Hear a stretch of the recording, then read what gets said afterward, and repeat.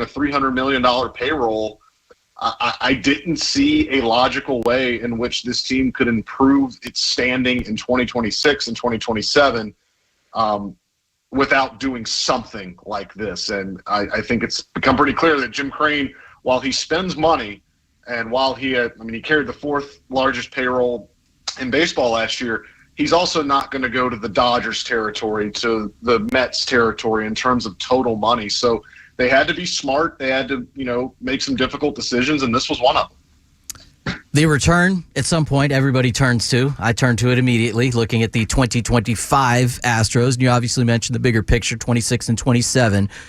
Just your thoughts initially on these three players that come back and return. And my first question about those three has to be, is Cam Smith the hopeful, clear, best player they added in this deal, just obviously not where he is today? Sure. I think he's the one that we'll be looking at in 3 or 4 years to judge how good this trade was. Isaac Paredes, you have to lump him in there too. I mean, this is a guy that he's got, I believe, 3 more years of team control. Like, this is going to be a fixture for them. He's going to be a face that's going to be in that lineup a good bit.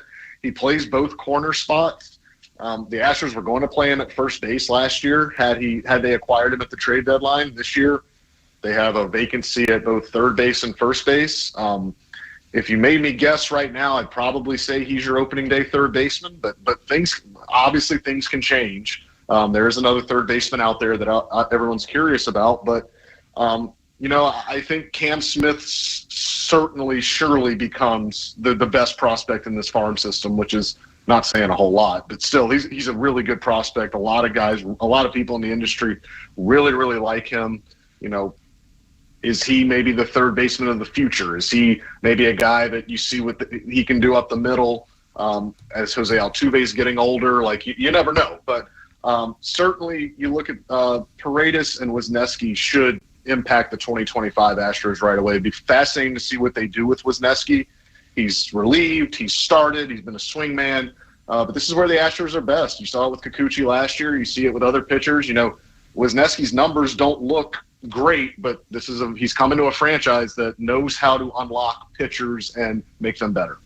Talking to Chandler Rome of The Athletic here on Sports Talk 790 on the day Kyle Tucker is traded to the Chicago Cubs. You mentioned that the organization is, taking a different road as opposed to how it's done things throughout this championship window that they've had for nearly a decade. That's interesting just to hear that statement, considering they're on their third general manager during that run, and fourth if you count Jeff Bagwell.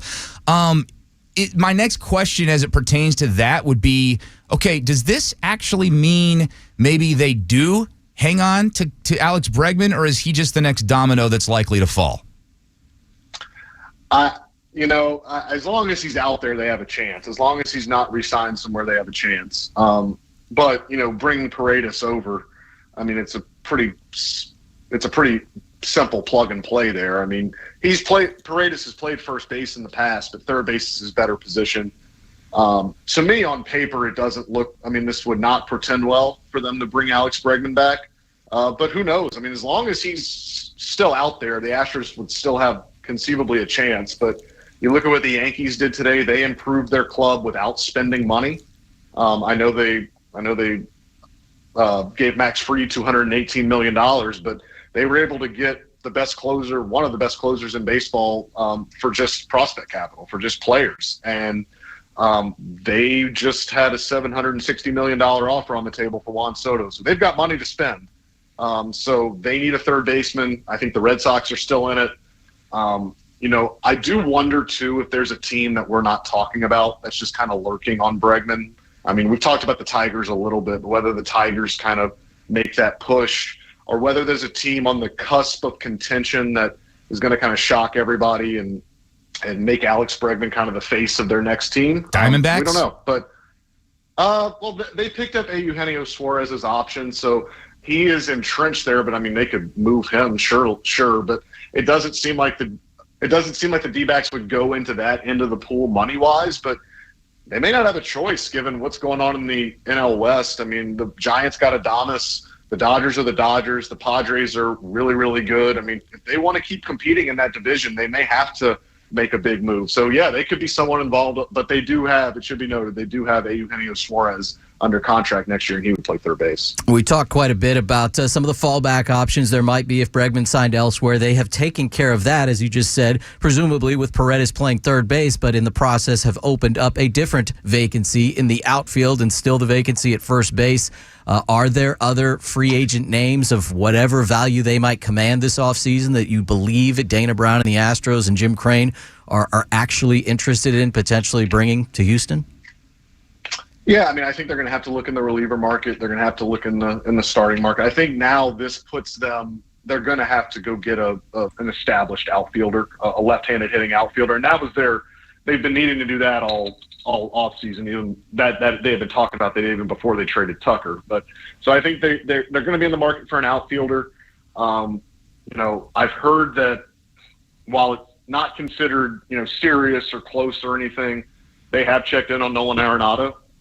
Who is available via trade with the Cardinals, but he makes a lot of money and he has a no trade clause, which means he can, have authority on where he goes. So they have at least checked in on him. So I guess we'll see. But, I think right now they may need to sit down for a little bit, reassess, let the gravity of this maybe dissipate for a day or two. But I think their needs now are the same that they were when we started the offseason. Just out of curiosity, one player in particular, switch-hitting outfielder, Anthony Santander. Do you think the Astros would dive into that territory, neighborhood of 4 years, 80, 5 years, 100 and something for a player like that? Would they go that long, that much money with a player like that, you think?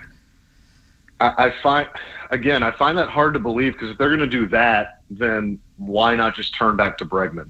Like, if you're going to go that AAV, if you're going to go like a $25, $30 million AAV, like, I would think Bregman would be the guy, but maybe they don't value Bregman like, other teams do. I'm not sure. But, I think this could open it up for, maybe a little bit of a deeper look at Anthony Santander, a guy that can play one of the corner spots. This obviously, do you look at teams that have outfield surplus, and do you look to trade other places? Because, look, there's other pieces on this roster, on this major league roster that can be used in trades, whether it's Valdez, whether you start looking at some of the guys making, a little bit less, does this put Chas McCormick on the block? If they can go find a more proven concept, more proven outfielder, does this put Chas McCormick on the trade block as maybe somebody that they can get a more veteran outfielder for? I'm not sure. So they could go a ton of different ways with this. But I don't know that they have it all figured out right now. It's going to take a little bit. So again, Bregman is re-signing, right? Please don't. Look, guys. I have concert tickets tonight at 9 p.m. I'm just happy this went down now, because I could have envisioned myself being at this concert hall after participating in some activities and being in no condition to talk to you or to write any of this stuff. Wait, so, Chandler. Thanks to Dana and Jed for getting this done now. Please tell me that you're going to see Richard Marx at the Arena Theater tonight. Who is that? Is he a Marx brother? I thought they were dead. No, it's different. It's a different Marx, no relation. Chandler, we know you're very busy. We appreciate you taking the time out on the fly. Good stuff as always, and I'm sure we'll catch up very soon after the Bregman deal follows.